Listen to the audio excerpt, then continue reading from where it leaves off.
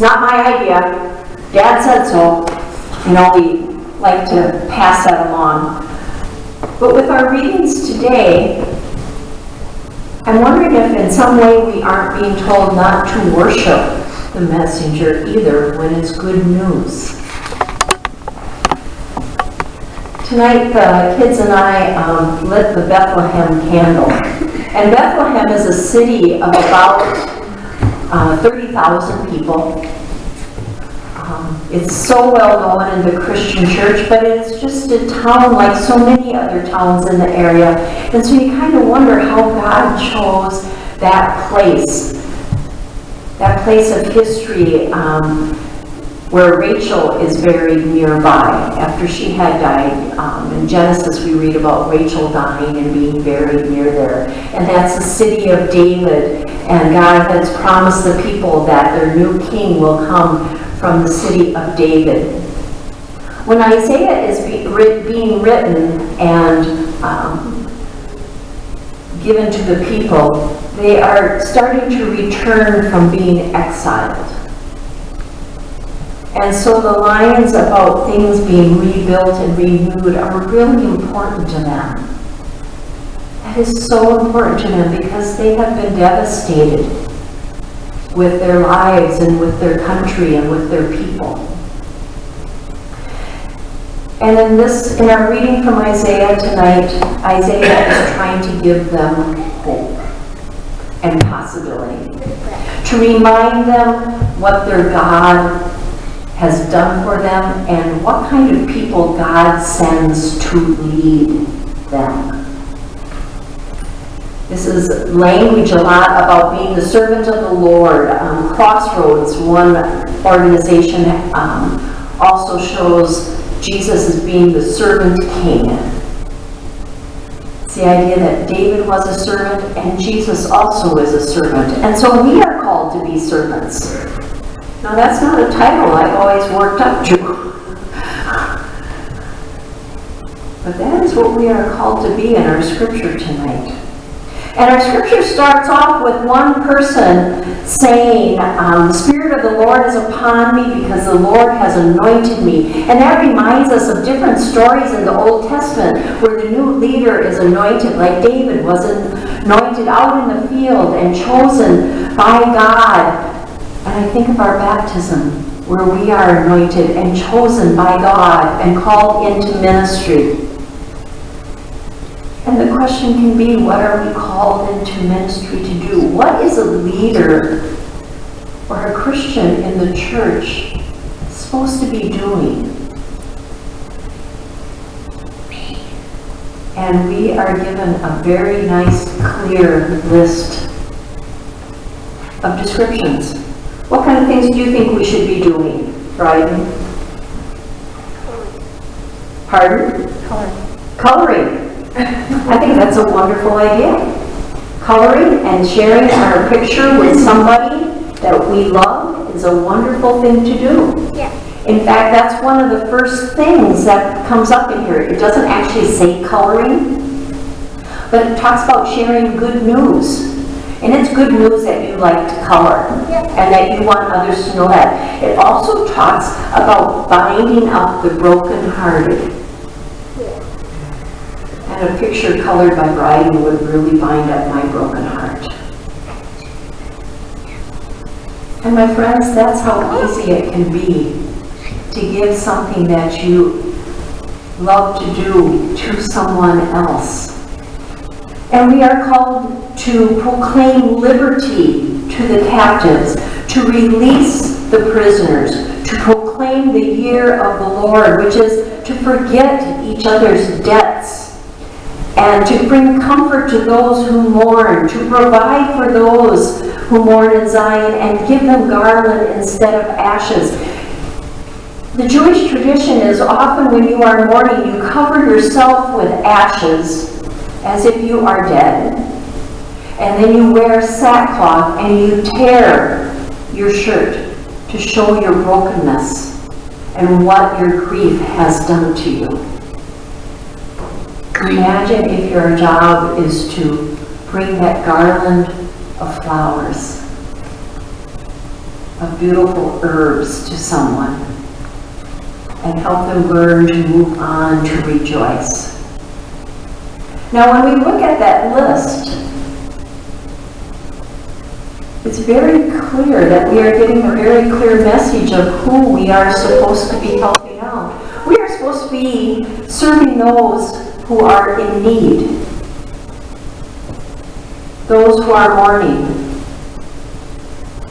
I just talked to a pastor in Henderson. She had 4 funerals in the last month and a half.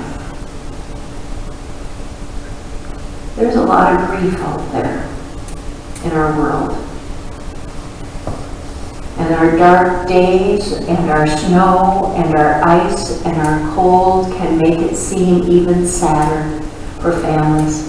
Or when they think about gathering and that one person won't be with them. What can our presence do in their life to listen to their sorrow, to help them carry that load? That is what a servant king does. That is what one who serves Christ does. They come into that space and helps others in their time of need. And that means we have to be there for them, right? One of my pet peeves is coming to church and saying, "How are you?" And I hear, "I'm fine."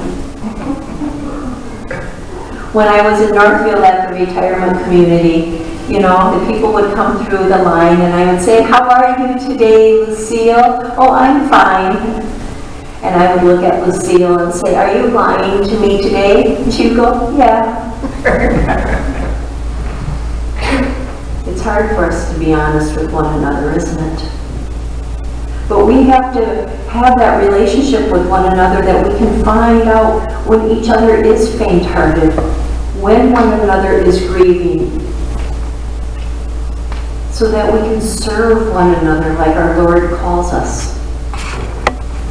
This reading from Isaiah really pushes the idea of what a leader should be like, who we should follow within our faith. Our pastors, our session leaders, anyone. And I mean almost, I see it as anyone in the pew because we all watch one another. We all learn from one another.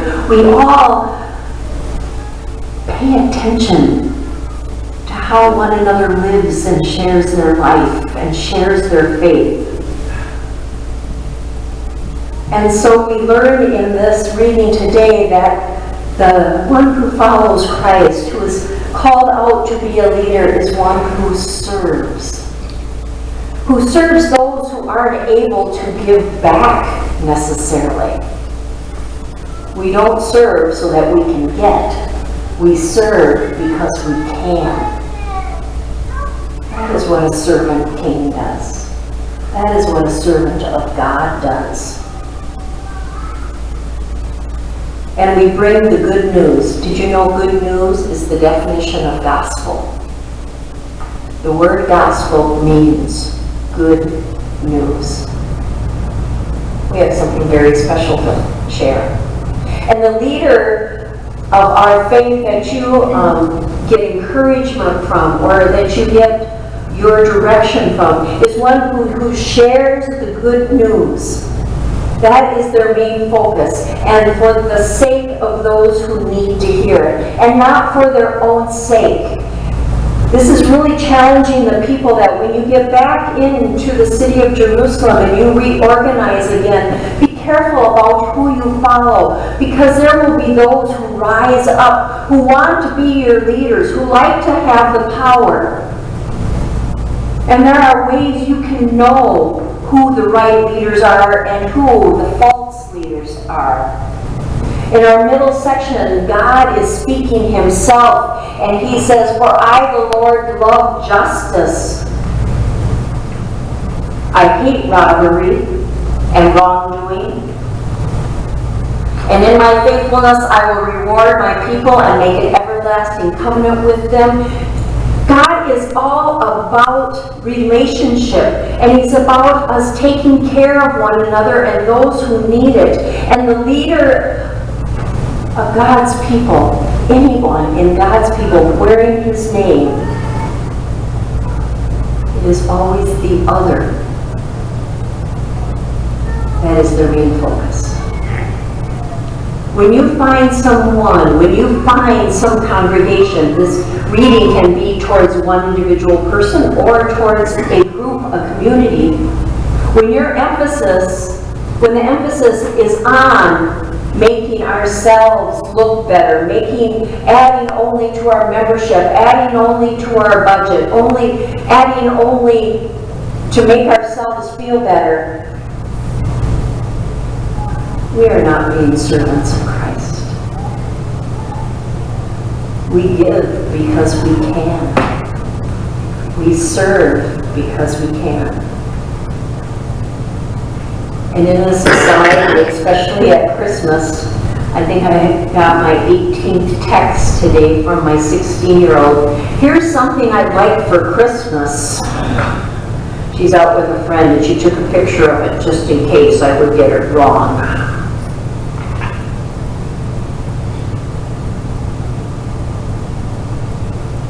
As a follower of our God, it's always about the other. Many a church has fallen because pastor or leadership have decided that it's all about them. Or even when the people in the pews decide that the reason for their church is only about them. We are no longer sharing the good news with the brokenhearted and freedom to the captives and release from the darkness to the prisoners. We're filling our own bucket.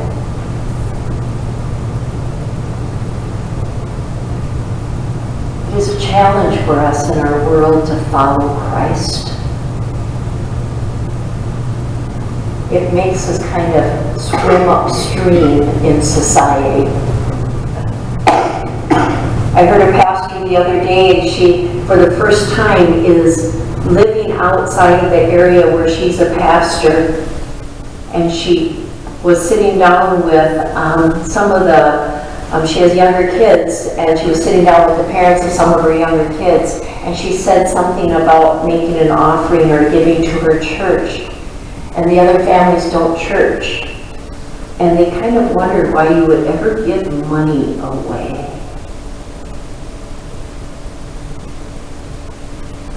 Some people have no concept of sharing what they have out of love.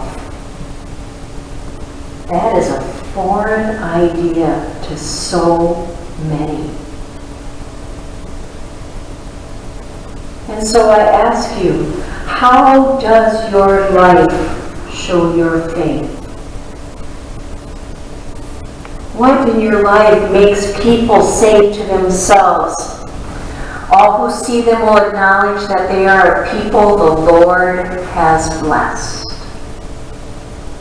Are we bringing the direction of the point of view and the focus on ourselves? Or are we like John the Baptist saying, no, look at Christ. The one who is coming is the one you want to see. I am not worthy to carry his sandals. Are we like the little town of Bethlehem, just doing their regular thing and then letting God come into its midst and letting the spotlight be on them? But it just provides the manger, the cradle for the baby Jesus.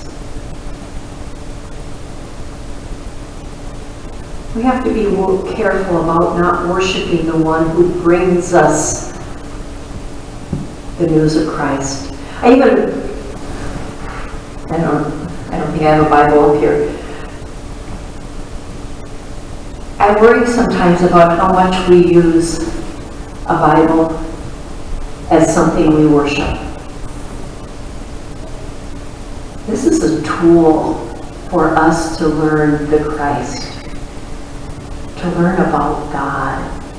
It is meant to be opened so the Word of God gets out. And so are we. We are meant to be vulnerable and open and to let people in so that they too can hear the stories of when we have failed and how God has loved us. As our psalm talked about in our call to worship, God has done great things for us. Is that part of your story? God has done great things for us.